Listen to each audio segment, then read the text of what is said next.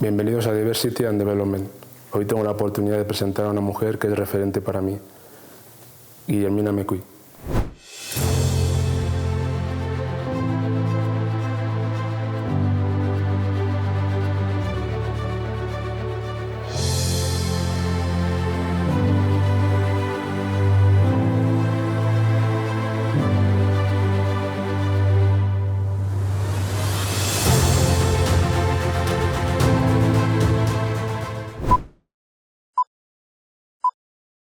Guillermina, bienvenida a Diversity and Development. Para mí es un auténtico placer estar aquí, acompañarte en este viaje que estás iniciando y ser partícipe de todo esto que vas a hacer.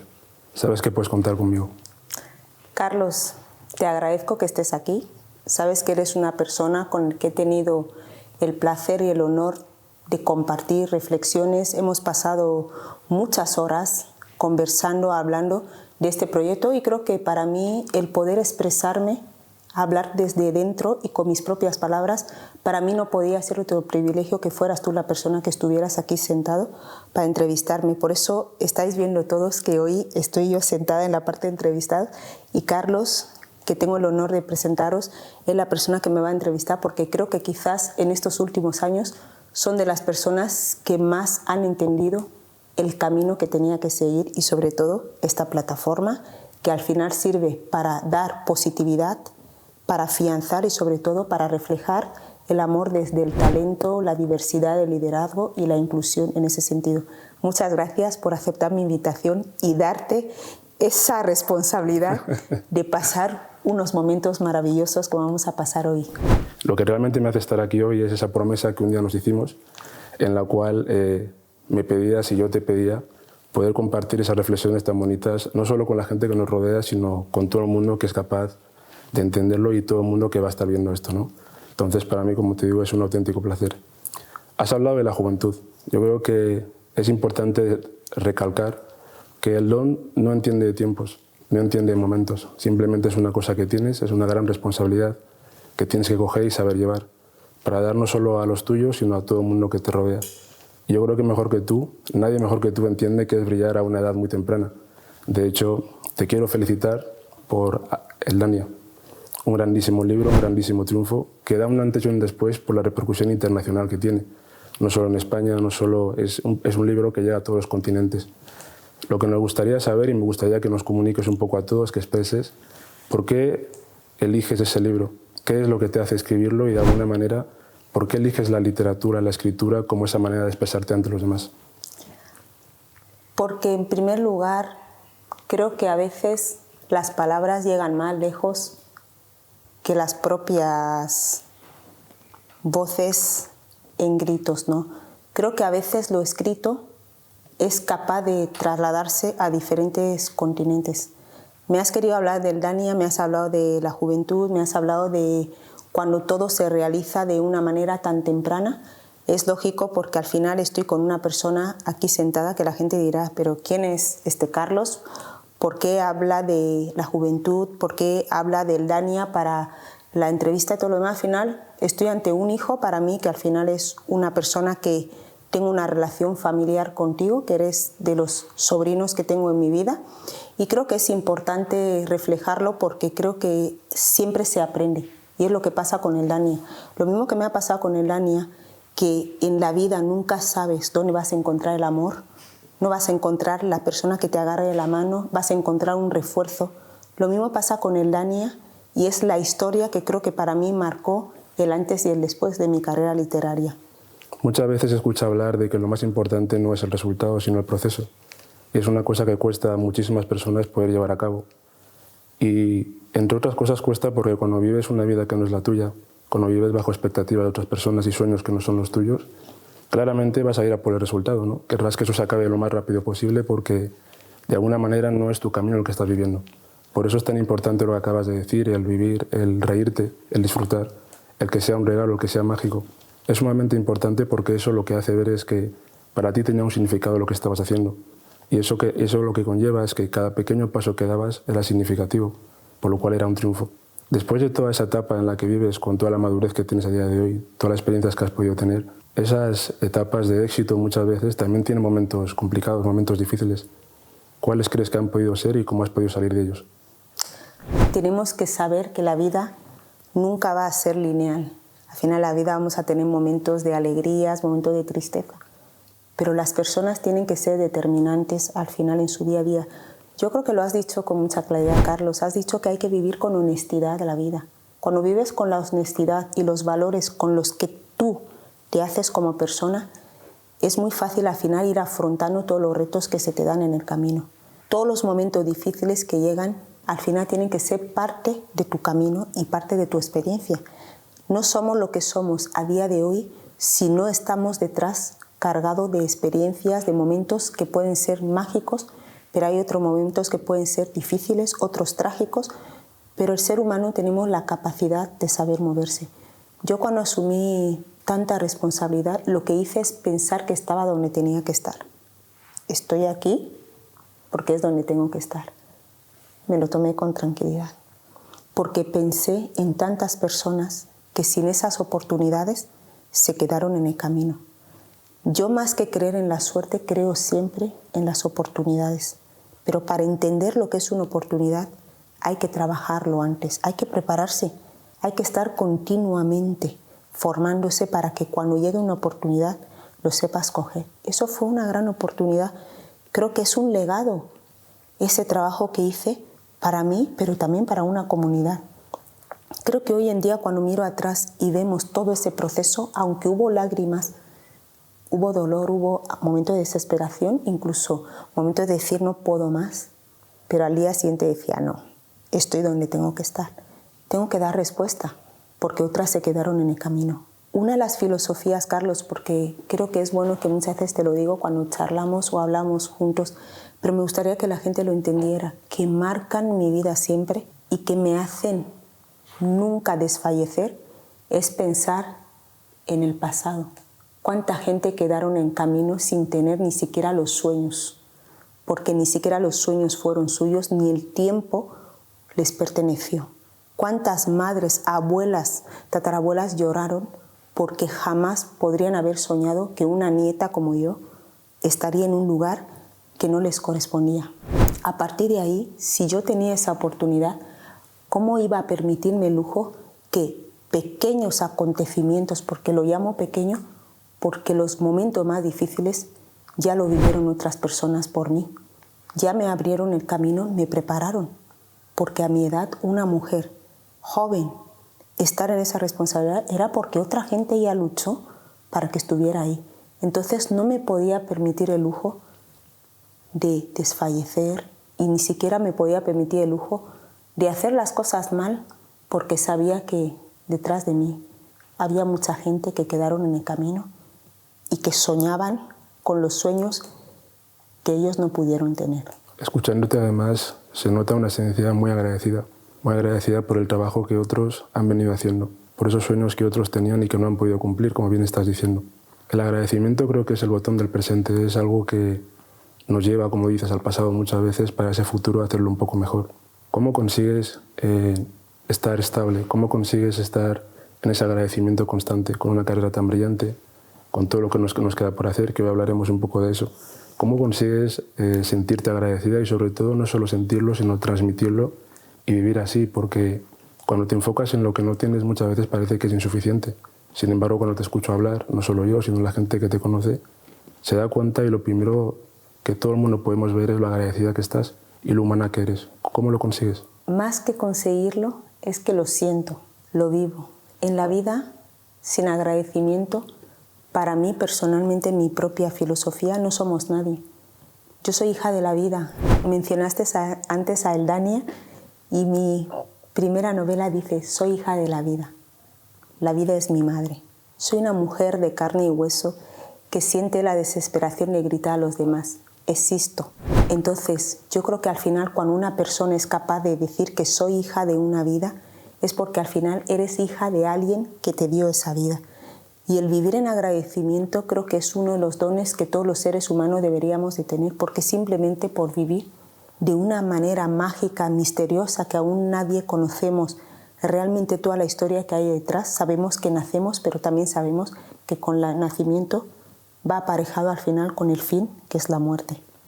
¿Y cómo consigues que esas heridas del pasado se conviertan en sabiduría? Porque para mí el presente, el pasado y el futuro siempre van de la mano.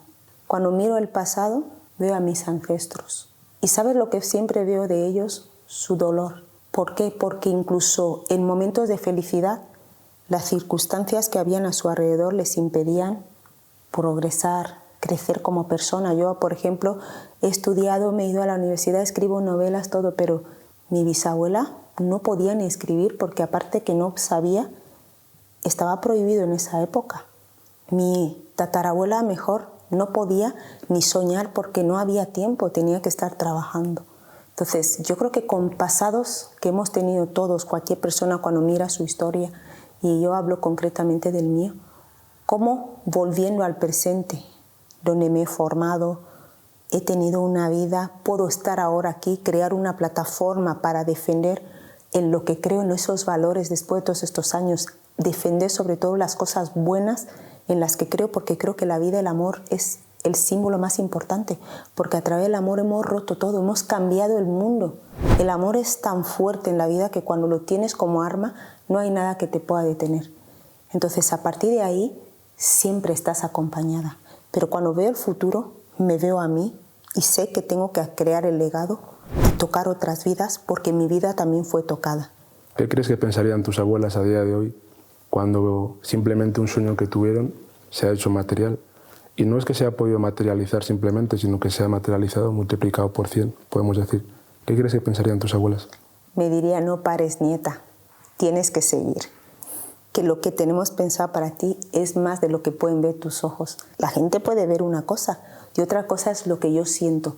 Creo que estoy aún en un proceso, porque yo misma me siento que aún no he culminado con realmente lo que siento por dentro que debería de hacer. Creo que estoy aún al principio de un camino que es mi propio camino. Yo no miro los caminos de los demás. Una de las cosas que he aprendido en la vida, Carlos, es que no puedo mirar qué camino sigue Carlos, cuál es el que sigue María, cuál es el que va a llevar a Antonio. No, yo miro cuál es mi camino y desde mi camino y mi propia perspectiva, mis propios valores, es como voy haciendo las cosas.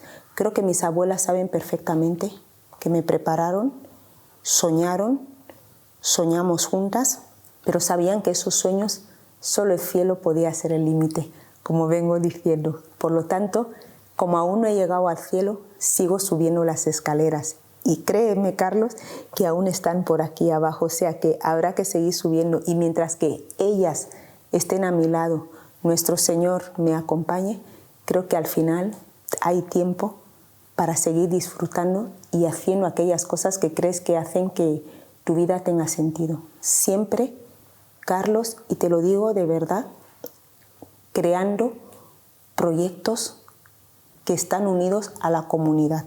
Yo no concibo ni un éxito ni un valor cuando no te dedicas a la comunidad. Porque para mí toda mi fuerza se reproduce cuando dedico parte de todos mis esfuerzos a tocar otras vidas. Hablando con tu madre, que es una persona que te conoce muchísimo, como no, ella recalca y siempre ha destacado en ti ese anhelo por ser madre, pero no solo biológica, sino ser madre de una comunidad, ser madre del mundo en general.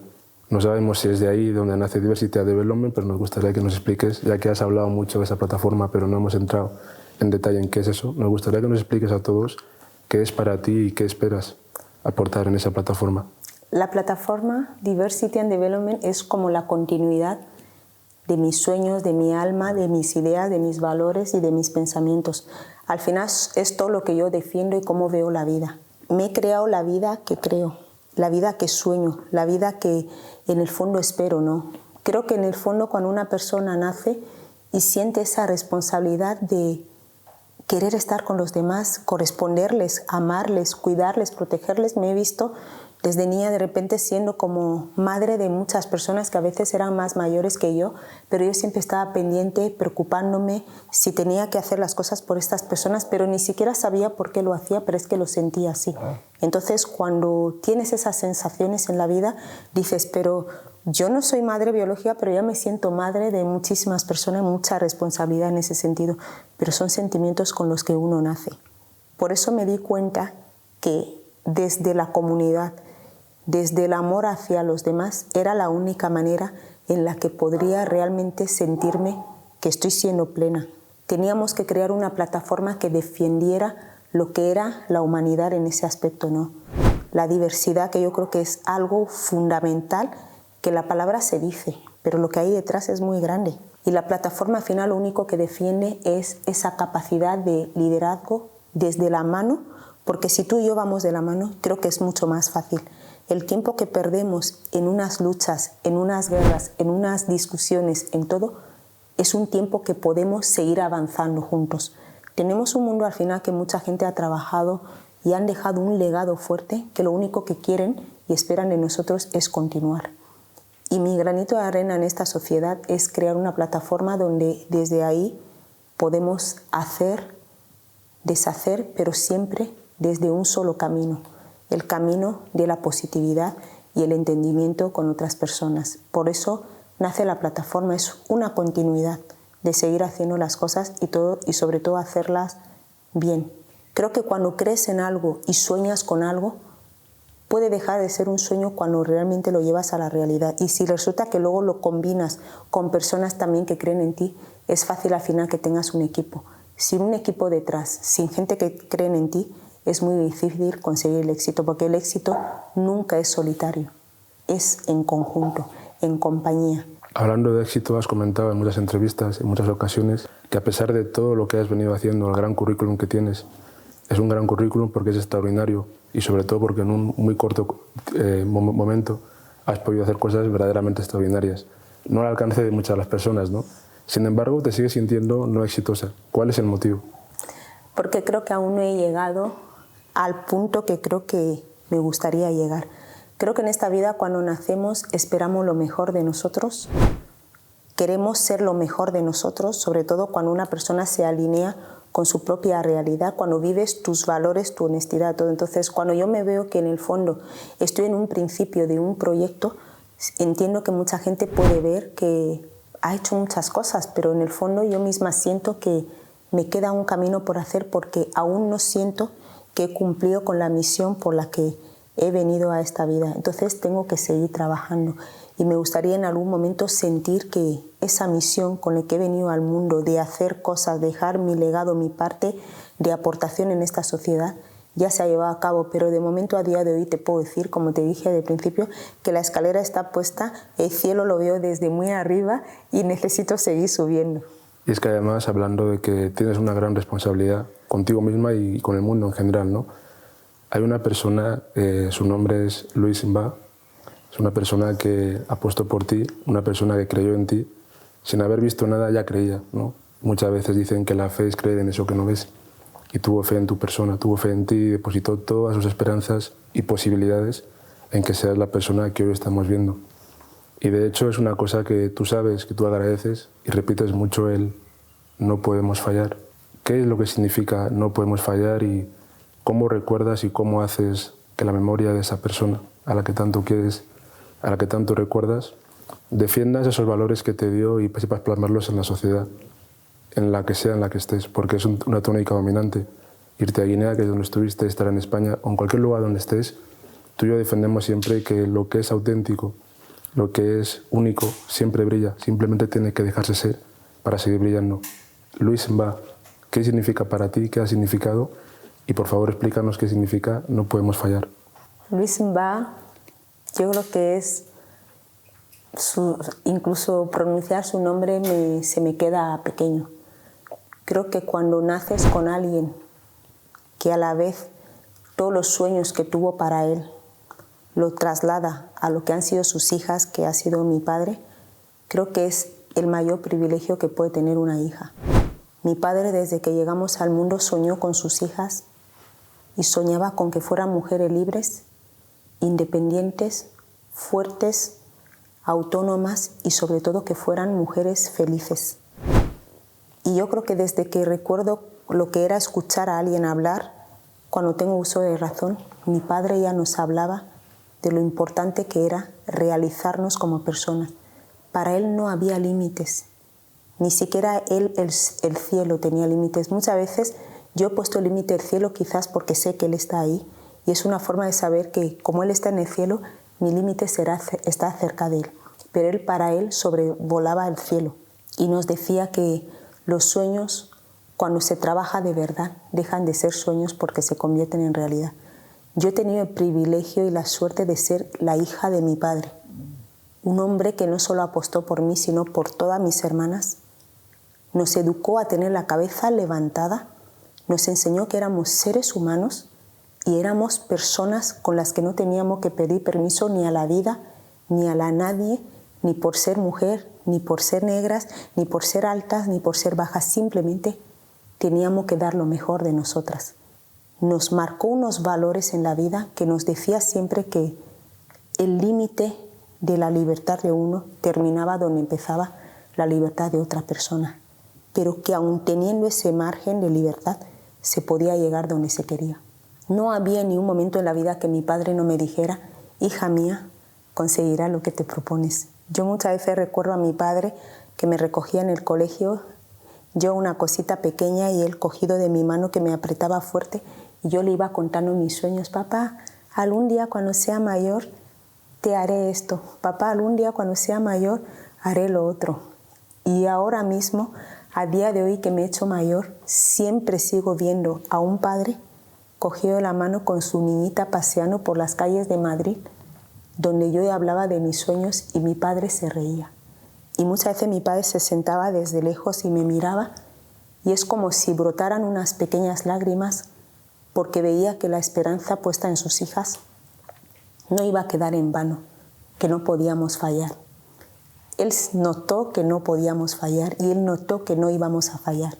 Yo hace muchos años, Carlos, en una de mis novelas escribí que yo soy un ave, que no importa dónde me encierres, aunque sean las jaulas más hermosas, pero siempre tendré que volar, porque en el fondo soy un alma que no puede estar cautivo. Somos almas libres y esa libertad de tomar decisiones del rumbo de mi vida me lo marcó un señor que creyó en mí. Me dijo: cuando estés en un sitio y creas que esa etapa ya no toca estar, cámbialo, porque solo tú puedes producir los cambios en tu vida. A partir de ahí, el no podemos fallar es una palabra que me marcó toda mi vida y me sigue marcando porque me veo a mí misma y digo: ¿cómo voy a fallar si él apostó todo por mí? Si puso todo en bandeja, si me preparó un camino a mí y a mis hermanas y a mis hermanos, pero yo realmente a nivel personal no podía fallar, porque ese privilegio de que crean en ti desde que naces, de que te escuchen, de que te agarren la mano y de que cuando vuelves a casa te dice tu padre: mañana lo harás mejor, creo que no he tenido mayor privilegio en la vida. Por lo tanto, el no poder fallar es como la memoria de estos 20 años que llevo sin mi padre, pero que es como si nunca fuera que está ausente, porque ha marcado cada paso que doy de mi vida, mi alma, mi corazón, mi profundidad y sobre todo la mujer que soy hoy. No puedo fallar. Qué bonito ha sido escucharte, las palabras que has tenido de tu padre, cómo las has expresado y sobre todo el sentimiento que tienes, ¿no? Te notamos emotiva, no es una cosa que apreciamos y valoramos porque no es algo que podamos ver todos los días. La verdad que te agradezco mucho esa sinceridad, esa honestidad. Cuando tienes el valor sobre ti y lo que eres como persona, hace que des prioridad a ti mismo, porque creo que en el fondo lo que marca cada esencia de mi trabajo he sido yo misma al final. No importa que escriba un libro, como que soy madre, como que tengo una responsabilidad, como si hago cualquier proyecto. Al final, mi esencia realmente es mi verdadera autenticidad como persona. Nada de lo que haga está por encima de lo que soy yo misma como persona, porque al final la que marca cada etapa de su vida la que marca su esencia, la que marca sus valores, soy yo misma. No quería acabar esta entrevista sin recordar en distintos discursos, sobre todo uno muy emotivo que has tenido, donde hacías referencia a personas muy importantes para ti. Y antes de eso quería que nos nombres y que nos digas quiénes han sido tus referentes, porque escuchando lo que estamos escuchando hoy, tu currículum se queda muy corto. Entonces queríamos entender quiénes han sido tus referentes, quiénes han sido ese motor que te ha permitido desarrollarte de esta manera, porque no es nada fácil. Has tenido reflexiones que se nota que ha habido mucho silencio en tu vida, muchos momentos donde has tenido que profundizar en temas que muchas veces la gente simplemente deja pasar, pero para ti no es una opción. La opción es brillar. Entonces, ¿quiénes han sido tus referentes? Yo creo que Oprah representa para mí como el espíritu que siempre está ahí. Es una mujer para mí que creo que significa un símbolo para los tiempos que corremos, un símbolo donde te hace ver que no hay límites para nada. Desde su propia historia, su capacidad de liderazgo, su generosidad, su altruismo a los demás y sobre todo el reconocimiento a otras personas.